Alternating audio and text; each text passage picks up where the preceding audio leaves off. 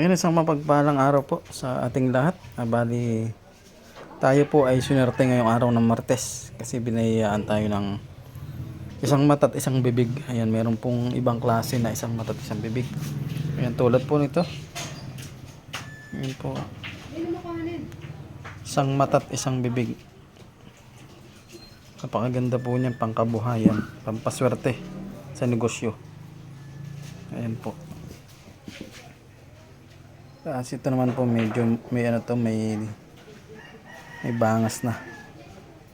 Pero isang mata at isang bibig din po yan. Kung mapapansin nyo, tapat siya. Ayan po.